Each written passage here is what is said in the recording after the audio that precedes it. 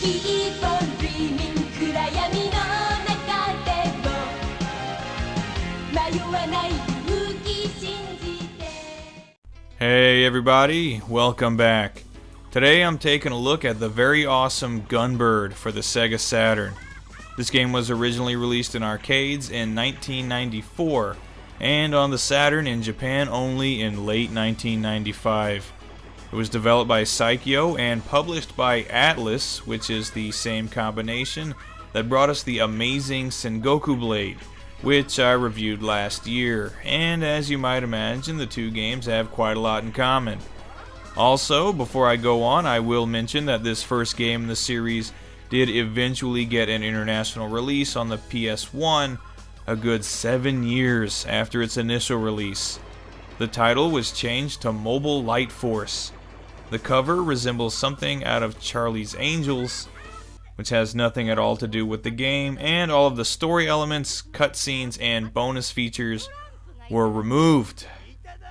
Bummer. Speaking of the story for a second, the one in GunBird is pretty entertaining. All the game's 5 playable characters want to collect 4 pieces of a magical mirror that's supposed to summon a genie to grant any one wish, and at the same time a group of 3 pirate types are also trying to obtain the mirror.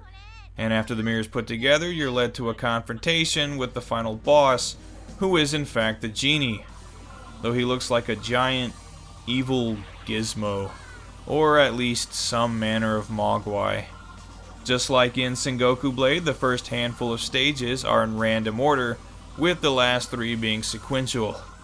Every character is really unique in their look and personality, and they each have a different ending where they wish for their heart's desire. Kind of like a Twisted Metal scenario. Unlike Sengoku Blade, which is a side-scrolling shooter, GunBird is obviously top-down, and I'd say it's more or less a Manic-style shooter. It's fast-paced and really challenging, but not as cluttered as a bullet hell shooter. So kind of akin to the first couple of games in the Dodonpachi series.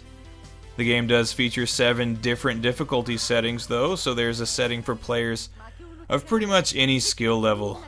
As you might expect, every level has at least one boss fight, but some actually have more than one, and the bosses themselves are pretty cool. Usually some kind of big steampunk looking robot with lots of little sections that need to be destroyed individually.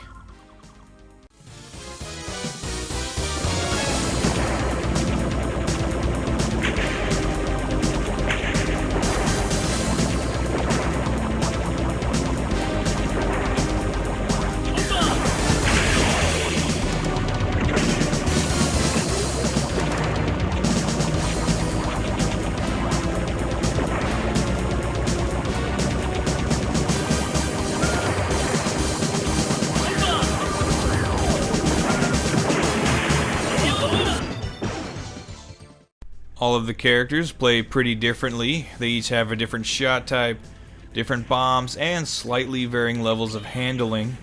I usually prefer to play as either Ash or Marion, but they're all good. One kind of odd thing about the power-up system is that once you reach max power, you don't keep it indefinitely. After a while, your power will decrease and you'll need to collect more power-ups. So it's best to leave some extras on the screen whenever possible. Overall, I love the gameplay in GunBird. It's a very well made shooter with plenty of variety, and it's a lot of fun. You also get some nice galleries showing some great production art, and even some fan submitted art.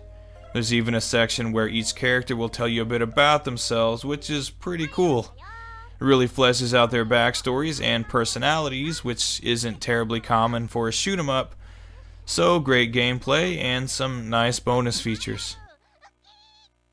This is also a good looking game with some great character and enemy designs and some great looking stages with lots of color and cool little details.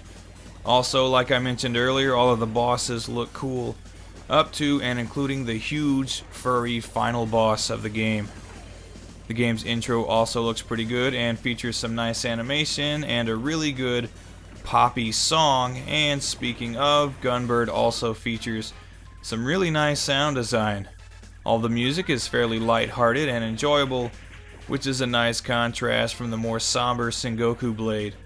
There's also plenty of voice acting all throughout the game, as well as plenty of nice sound effects, lots of things going boom, and overall just a good looking and good sounding game.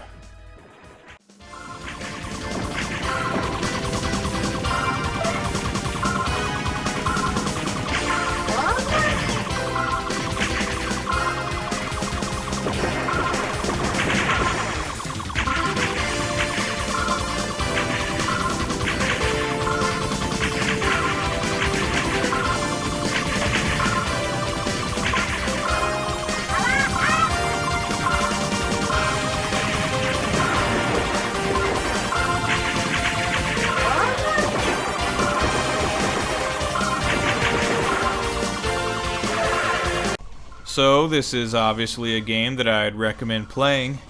The Saturn version can typically be found online for between $35 and $50.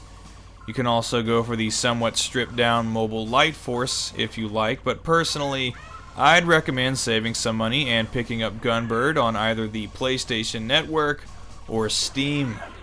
Also, check out the sequel on the Dreamcast, another great game. Really though, play either game any way you can. They're both great examples of the kind of quality you can expect from a Psycho shooter. Check it out.